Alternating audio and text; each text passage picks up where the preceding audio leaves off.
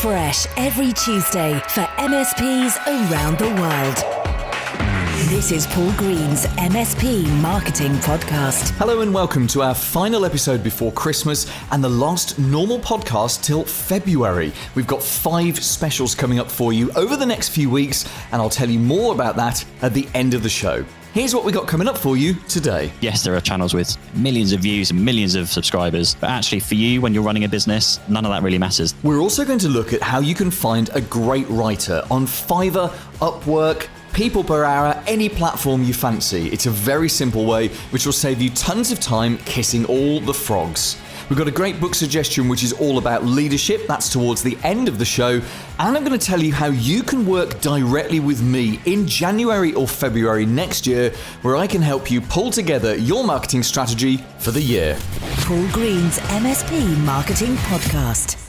Now, I didn't realise that this could actually be a thing. Talking to one of my MSP clients a few weeks ago, and he said that he was having trouble getting one of his technicians to do training, to improve himself, to actually put himself through proper professional training courses. And this utterly stunned me. And maybe it's because all the sectors that I've ever worked with, before I started working with MSPs 5 years ago, all of those other sectors, they had something called CPD, which is Continuous Professional Development. Now, these were professional healthcare sectors. And if you want to stay registered and actually be able to practice your healthcare skills for another year, you have to do your CPD. You have to do the work so you can get the points, so you can stay qualified. It's no different for pilots. If pilots want to keep their license, they've got to fly, 12 hours minimum a year or whatever it is, depending on which country you're in. And yet in the world of tech, we allow technicians to be all over people's computers and servers and cybersecurity and all sorts of things, and all the training's kind of optional. And that's why I couldn't really understand when my client was telling me that one of his techs just didn't want to train. All of the other techs were training just fine. In fact, they have a professional training scheme within the business where a budget of cash is made available to each technician every year. They actually have a budget for training, and they get to choose which training courses they can do. It's got to align with the business in some way. Obviously, if it's a 100% PC business, there's no point them going off and doing some Mac training courses, for example. But once they've agreed that with their boss, they go and do the training and everyone's happy. And as you can imagine, the technicians, most of the technicians are delighted because the owner is investing in their skills, and the vast majority of technicians are quite happy with that. But maybe you, in your time, have come across a technician who doesn't want to do the training. And that's certainly a problem that my client had. So we came up with a very, very clever idea. What we've done is we've linked the training to their annual pay rise. Now, many MSPs give their staff a pay rise annually, not all, and it's certainly not something that you have to do, it's something that you can choose to do. But this particular MSP, they do it, and their staff now, having done it a number of years in a row, and this is the downside of giving an annual pay rise, their staff expect an annual pay rise. So what this MSP has done is he has linked for all of them the training to the pay rise. And the message is very, very simple. If you don't do your X hours of training every year, you don't get your annual pay rise. Because why should I pay more for you if your skill set has not improved? Which I think is a perfectly reasonable thing to say. And remember, annual pay rises are optional. There's nothing in their contract that says they have to have an annual pay rise. There's no law that says they have to have an annual pay rise that exceeds the rate of inflation or whatever is the case. Annual pay rises are a bonus in a way. They're an optional thing for the owner. And I think it's quite right for the owner to say, if you're not getting more valuable in terms of the skills that you're having, particularly when I'm paying for you to gain those skills, then I'm not going to pay you any more. Now, we only discussed this a few weeks ago, and of course the annual pay rise issue won't come up for a few months, but it'll be fascinating to know what this member of staff says. It'll be fascinating to know how that's received. Will that make them actually want to do the training, or will it leave them not doing the training and watching all of their colleagues, all of their peers getting a pay rise and not them? Just out of interest, some of the other details that we talked about around that training, we said that it's quite right that the business should pay for the training. However, there should be a caveat that if they leave the business within 12 months of completing a training course, then they should repay the cost of that training.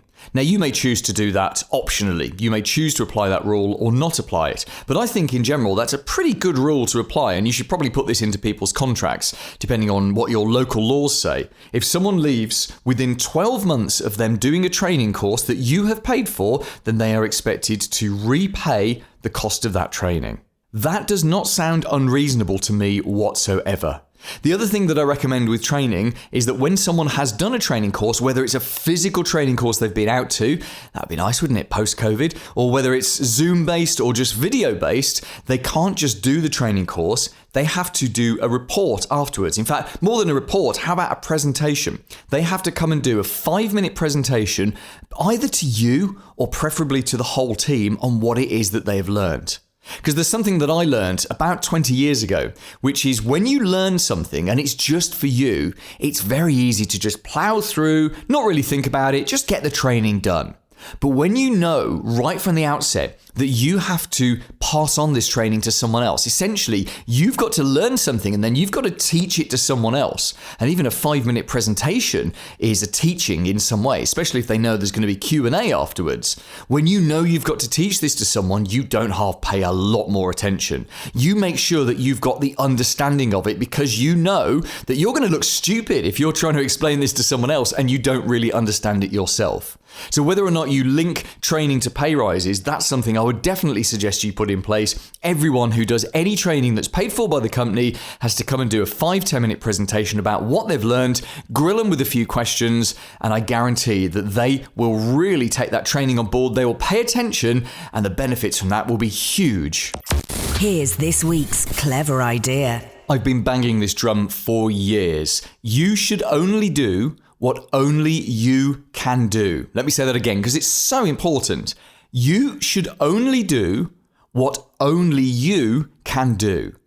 And the chances are in your business that you're doing many, many things that really someone else should do for you. And in the spirit of DOA, no, not dead on arrival, but delegate, outsource, automate, you should find people, other people, lots of other people around to do the jobs that really you personally don't need to do. Now, one of those jobs is probably writing. Even if you're a competent writer and you enjoy it, you cannot output enough high-quality content for your website. You really can't, because you've got lots of other things to do. You've got to run the business. I say this myself as the person who has to run the business, and also, actually, in the business, I'm the person that generates the content, because I'm the one person in the business who can generate that high-level content. And I struggle to do that. I have to diarize it and really focus on getting that done. If I was you and I was trying to run a technical business as well as generate content, well, those are completely different skill sets. So to the vast majority of the MSPs that I work with, I say, look, don't try and write stuff yourself. Find a writer to do it for you. I mean, you can brief that writer. You can tell them what should go in there. In fact, maybe they could interview you and actually suck the knowledge out of your head. But sitting down and doing it yourself is very rarely the answer for most MSPs. And then, of course, we come up against the big problem. Where do I find a great writer? And how do I make sure that they're the kind of writer that's correct for me? So there are thousands of writers out there. I mean, this really is a buyer's market for writing. And I say this as a former media person. You know, a lot of the people that I used to work with in radio back in the mid-90s and early noughties, a lot of them now are out of the media and they're doing other ordinary jobs. Two of the people I used to work with, 2 radio presenters, are train drivers now, you know, which is a very odd thing. Anyway, there's loads of freelance writers out there because anyone can set themselves up as a freelance writer, go onto platforms like Fiverr.com, Upwork.com and peopleperhour.com, which are platforms where you can buy someone else's skill set, and all of those platforms act as escrow. So you pay the money in to prove that you've got the money for the work that you've commissioned, but the money is ultimately not released until you're happy with the job. That's the power and beauty of these platforms. So you can go into, let's say, Fiverr, you can type in writer technical or writer technology, and up will come hundreds and hundreds of people. Now, the first thing you should do is you should narrow that down to your country, and you should narrow narrow it down to your native language. And there are settings in all these platforms to do that. Writers, above all else, have got to be people who are from your country and who natively speak the language that you want the articles to be written in. Now, I employ people through these platforms all over the world to do all sorts of technical jobs. We have documents done by a guy I think he's in Singapore. We have people in Australia doing work for us. We have people all around the world doing bits and bobs. But all the writers that I use, I make sure that they're all writers either in the UK or in the USA, which is where we're producing content for. And that's because you just get better content from people who are from your country and speak the language that you want the article to be in. But even that, when you narrow that down, that still leaves you hundreds and hundreds of people to choose from. How do you know who are the best ones? Well, the next step is you can go and look at their ratings. You can see how much feedback they've got. You can see how good they are. In Fiverr, they have pro verified members as well, although they tend to be a little bit more expensive. But you can have a look at those ratings and just sort of break it down a bit. I always think the best writers to hire are not those who are brand new, but also not those that have been doing it so long that they've built up a fair momentum and their prices have gone up. You're looking for someone who's good and who's going to be brilliant in the future. They just haven't quite got there yet. They're on the first rung of a career, and actually you could get a whole load of really good content out of them at a relatively decent price. So go and have a look at their ratings and definitely look at their portfolios. Don't try and overthink it about, is this good writing or is it not good writing? You've just got to look at it and say, do I like this? If you like someone's writing, that's good enough. It really is. You've got to go with your gut feel. Ignore what your brain is saying and go with your gut feel. This is absolutely one of those intuition things. Now, let me tell you my final secret for how you pick the absolute best writer. The first thing is you need a shortlist. 2, 3, 4, maybe even 5 writers. In fact, 5 is probably the maximum, 3 is the minimum to do the thing I'm about to suggest. You have a look at their portfolios, you like them, you like all of them, the rates are right, everything's right, but which of those is going to be your writer? What you do is you set them a test, and you set each of them exactly the same test so that you can compare the results. Let's say you wanted an article written about laptop encryption. What you would do is you would grab your phone, go into voice record, and you would record yourself talking about laptop encryption. So imagine you were talking to a client and a client said to you, hey, why do I need to get my laptops encrypted?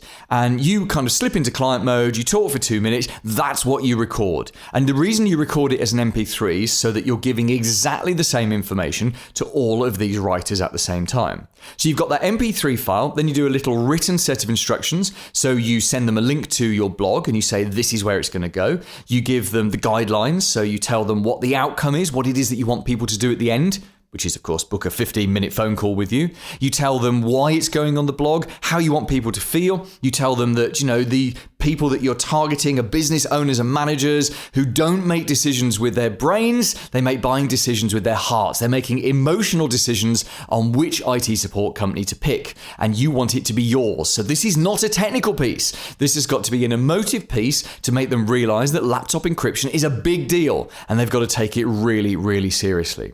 And you give exactly the same written brief, literally word for word, the same one, and the exact same MP3 to every single writer, all 5 of them in your shortlist. And when you get those pieces of content back, don't look at them until you've got them all in, then print them all out, make sure the person's name is on the printout, and read each one. Which one do you think is best? I've done this a dozen times because we have panels of writers that do bits and bobs for us, and every single time I need someone new to join my panel, I use this exact process, and it is beautiful because you really, really do get a gut feel for who's good and who's not good for you. Remember, this isn't about technically being a great writer. It's about you looking at something and thinking, I like that, or feeling, I like that. This is the right one for me. Now, of course, you're going to spend a few £100s or dollars on this process, but it is absolutely worth it. Because if you only commission one person to do it, you've got nothing to compare it against. When you commission 3, 4, or 5 people, you really do get the context of who's the best writer available to you right now. Paul's blatant plug. What are you going to do with your website in 2021 to get more leads? How are you going to turn those leads into prospects, people that you're having conversations with? How are you then going to turn those prospects into sales? And of course, once you've got them as a client, how are you going to increase their monthly recurring revenue? These are the key performance indicators for any MSP's marketing.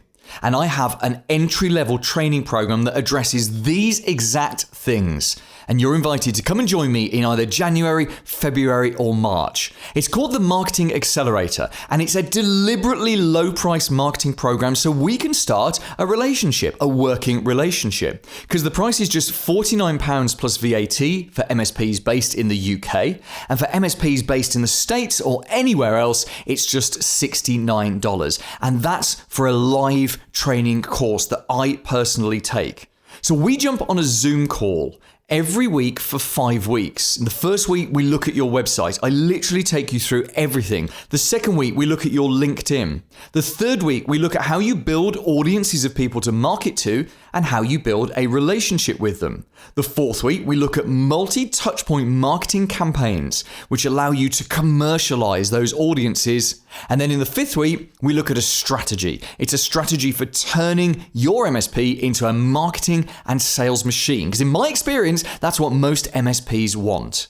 So that's a Zoom call every single week looking at those subjects. Live training taken by me, and we have a live Q&A afterwards. Oh, and it's all recorded and it's all transcribed, and I give you the PowerPoint as well. And it is tremendous value for just £49 plus VAT or $69. And as I say, this is a bit of a lost leader for us. We do this because it's a great way for you and me to start a working relationship. However, really important that you understand there is no obligation to buy anything else ever. Some of the people who come on this Marketing Accelerator choose to do other stuff with us. Some of them don't. That's fine. Absolutely fine with that. This is just a really easy way for you to get your head around how you're going to get your marketing sorted out. Now, because it's live training, I have a finite number of places every single month. If you go onto my website, Paul Green's mspmarketing.com/accelerator. You can see the dates for the January course, February course, and March, and you can see how many places are left as well. And when those courses are full, they are full. There's nothing we can do because of the limitations of doing live training. So go and have a look now. You can see all the details, and that's where you sign up for it. It's Paul Green's mspmarketing.com/accelerator. The big interview. So hi, my name is Pete Matheson. I started my own MSP back in, I think 2011 it was, and in March this year, before pre-pandemic, we actually sold the business. Obviously, since kind of exiting, I'm now doing a bit of video work and a bit of fun around that, really. Thank you, Pete, and congratulations on selling your business. Doing that just before the pandemic started must be some of the best timing ever. So you deserve a genuine round of applause for selling your business and getting the timing on that perfectly without realizing it, of course. There was a bit of preemption there because when we were making the whole decision last year, we were kind of going, why should we sell? Are we ready to sell? When's the good time? And we're like, we've had a good decade of brilliant business. The last kind of effectively 10 years of running the IT business was great. Everyone has their ups and downs. People are like, well, let's, if we're going to do this, let's sell. We're on the top, not experience, any financial issues. Maybe there's a financial crash coming, and my God, do we really, you couldn't foresee what was coming for sure. You really couldn't. So you first came to my attention about 2 years ago. And this is the first time that we've actually spoken one-to-one. But when I was running one of my MSP masterminds, we were sat in a room one day and we were talking about using YouTube to promote your MSP. And one of my clients said, oh, there's this guy called Pete Matheson, and he's got this great YouTube channel, and it's always on the homepage of his website. And we actually sat for about half an hour sitting watching your YouTube videos, which is pretty cool. So you grew your business using YouTube, yes, didn't you? Yeah, it's certainly one of, wouldn't say primarily through YouTube, but it's, it's one of many marketing pillars that I believe as an IT business owner or any business owner, you need to have. Video definitely positions yourself in such a way that nothing else can do for you, in my opinion.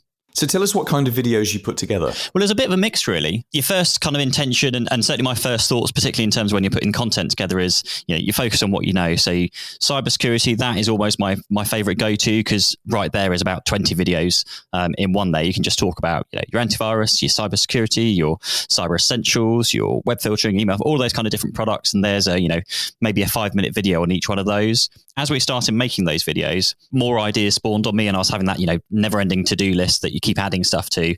And I never actually finished that 20-part series or whatever it was. And so we started doing other things. So it was things like, showing the journey of us growing the business. And we did a video all about the different offices we'd been through. So, here's the journey where we started from the back of our living room, and we've since moved, 3 times and showed them that kind of progress. We did videos about how our staff were treated and what benefits they had when they started working for us, and how customers are treated, and it just really kind of gives the audience and prospective customers a bit of a kind of a look inside to the inner thoughts of how you work, and are you an ethical business owner, and how do you deal with difficult issues, and if you get complaints, how do you deal with those, and do you deal with those? Just that whole thing, that we made the decision to try and share that because nobody else was, and it was very much a bit of a punt. I remember talking to a lot of vendors initially to get this idea off the floor. Obviously, we wanted some investment in terms of some of the hardware and equipment, and we were talking to lots of people to try and use MDF funding, which we had a few fantastic kind of offers of help with. A lot of people were just, well, where's the ROI? I need to see the ROI. And it's like, well, no one's really doing this yet. I can't really tell you what the ROI is going to be. It's just a bit of a punt. Hopefully it'll work, and hopefully it'll be really good. And thankfully some people did, and they gave us a bit of a chance. So talking about ROI, and we'll come on to the impact in the business in a second, but in terms of views and people actually watching and engaging with your videos, was it a case that it just grew and grew and grew slowly, but over time? Very, very slowly. And this is something I always say, that if you are doing something like video marketing, your expectations need to be pretty much zero, at least for the first kind of year or maybe 2 years. We started out, and I knew that I had, say, a year, 18 months, maybe 2 years where I was prepared to put out one video every single week. So all that time invested into that to not get a single view, a single subscriber, a single sale, because you know that over time, all that kind of information you're creating, much like when you're putting blog posts out on your website, it's just growing this collective kind of section of information that people will get to eventually.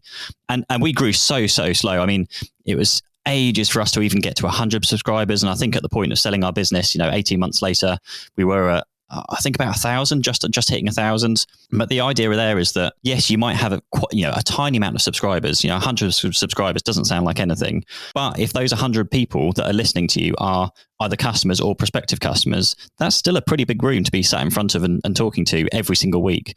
You need to try and not get hung up on the stats and the figures and the numbers of views, because yes, there are channels with millions of views and millions of subscribers. But actually for you, when you're running a business, none of that really matters. The stuff that matters is who is watching your videos. Absolutely. And this fits completely with my teachings about building multiple audiences. And for most MSPs, that's a LinkedIn audience and it's an email audience. I mean, it'd be wonderful for most MSPs to add a YouTube audience as well. The reality is most people find it way too difficult to do videos, or certainly decent videos. And yours that you did back in your MSP, they were really good videos. So how did you do it? How much time was it taking you each week? I think for us, I had whether it's slightly different approach, but if I do something, I always want to make sure I do it properly and do it kind of at the best quality that I can. So even from the point we were doing like printed newsletters, I would actually go and get them professionally designed. We print them on full color, print them out in decent quality envelopes. So we wanted to kind of apply that to the video marketing as well. So as soon as I started video marketing effectively, we would go out and buy the better equipment and the decent microphone, decent lighting, just learn how it all worked. So there's a bit of an initial investment in time to kind of learn that. And then going on, it wasn't a huge investment. It was all my own time because I hadn't got to the stage where I could, delegate and outsource that part yet. It might take me half an hour to kind of roughly script the video of what I wanted to talk about. Then it would be maybe half an hour to an hour to shoot the video. And actually that got better and better over time as I started working off of scripts and things a bit more. And then the editing, again, the longer you do it, the less time it takes. I think I was in the very early days, it might have been like an evening to edit the video. So that might be like 4 hours or so. But I actually quite enjoyed the process as well. It was getting to learn new things. And obviously, I'm a sucker for new technology and continuing to learn stuff as well. But that's not to say you can then get someone in. We actually hired a marketing apprentice who was one of the best decisions we ever made, who you can then you give that stuff to, and they can just take that obviously off your lap and carry on working on them. And how did you track that investment back to a return on investment? How did you know that these videos were actually generating decent prospects for you that became clients? It's difficult to track specifically. Lots of people will get a spreadsheet out and try and plumb the numbers in. It's very difficult, but over time, we're going to networking events. People are approaching us saying, "Oh, you're the guys that do this. I know all about you. They've watched all your videos, yet you have no idea who they are or anything about them." So that was happening. again, over time, we've had people that would come to us like a year later. I had someone come to me and saying, we've been watching your videos for a whole year. We're at the point now we're ready to kind of make a decision and buy. Can you come in and talk to us about our IT? So they are very long burners, and it's very difficult to track, because even someone that has watched your videos for a year or have watched a few videos could then go to Google and type in you by name or IT support and just see if they come up. It's impossible. And even if you ask them, they'll say, I went to Google and typed your name in. Well, actually, that's because in the back of their mind, they'd seen 5 of your videos a few months ago. It's very difficult to track. And that's the kind of same with branding. If you ask anybody how to value a brand, it's very difficult because it brings in so much having that brand. It's almost nearly impossible to actually put a financial figure or an ROI figure or anything like that on it. Yeah, completely agree. And I think you see this across all MSP marketing channels. It's very, very difficult to know that, spending $100 here will result in a client here with a 3-month delay. You can do that in business to business sales, but the way that MSP sales seem to work, there's a little more relationship building that needs to go in the middle. So what are you doing with yourself now then, Pete? You sold that business back in March. What are you doing with your time now? Well, actually, it was very difficult for us to know what to do next. Where we were so kind of ingrained in running the business, we struggled to see beyond the date of what happens next, and actually what happens if it doesn't happen. This is never going to happen. This a pandemic might happen, and we planned to have 6 months off with family and kids and have a few holidays, and obviously holidays didn't happen, and maybe too much time with the family happened instead. In those period of 6 months, people just started approaching me to say, could I help them do what I'd done to take us into my business, but with their business. And then the YouTube thing was just an aspect that it's intrigued me, not from a kind of helping it grow your business point of view, but YouTube as general. And you see tons of these stories that, people that have gone from earning nothing to a few £100s per month to like tens of hundreds of thousands of pounds per month through just like YouTube revenue. And I thought, well, let's just see how that goes. And now part of my kind of 2-split world is to do YouTube and just see where that takes me. But it just really intrigues me to see, how far can YouTube go if I can do it properly. And every 14-year-old now wants to be you, because of course every 14-year-old wants to be a famous YouTuber. I read somewhere that you need, I think it's 1 million views to earn around $10,000 worth of advertising share. Does that sound about right? Yes and no. It's different when you look at different channels. Depending on the topics of each channel, it can hugely vary. I mean, when I hit 1,000 subscribers, I was earning about £200 a month just off of ad revenue. And so I just posted that online on a Facebook group just to see what others were earning.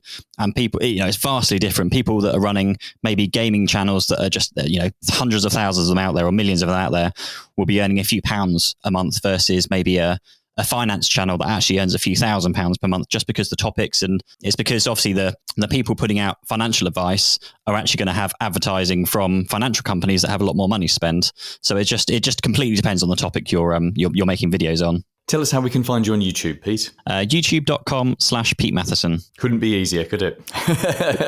And where do we go and see some of the videos that you did for your MSP as well? It's all still on there. So that was one of the things. One of my first requests of selling the business was I would like to take the YouTube channel with me. So if you look back in my history, there's all of the same videos from when I was running the business and how we did things, and all of that stuff still there. Paul Green's MSP Marketing Podcast.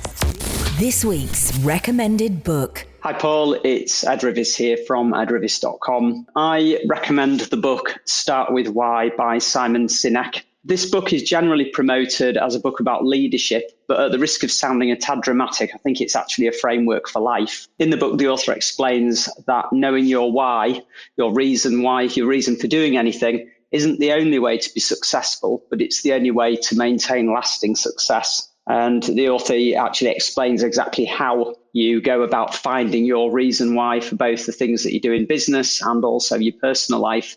Can't recommend it strongly enough. Hope you enjoy reading it. How to contribute to the show. I've really enjoyed recording this podcast for you this year, and I hope you've enjoyed listening to it as well. Certainly our audience figures have just gone up and up and up over the last 12 months, so thank you so much for being a listener. If you want to have a chat, just drop me an email. It's really me at the end. It might take me a few days to get back to you, but I'd love to just have a chat with you about your business and just get your feedback on the podcast. My email address is hello@paulgreensmspmarketing.com.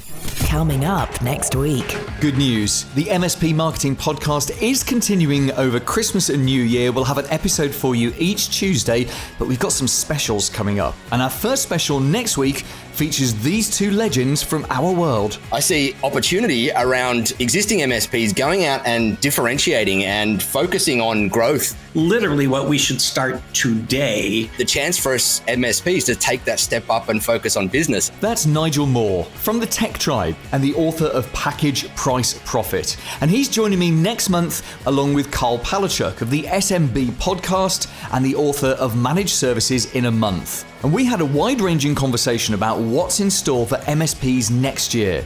2021 could be a very interesting year. We could have the Great Recession. We could also see the end of COVID. If this vaccine looks as good as it looks right now, how is this going to affect us? How has technology changed, and how are MSPs going to have to change next year? We've done a real deep dive into this subject, and this is an unmissable special, which will be your podcast next Tuesday. Made in the UK for MSPs around the world. Paul Green's MSP Marketing Podcast.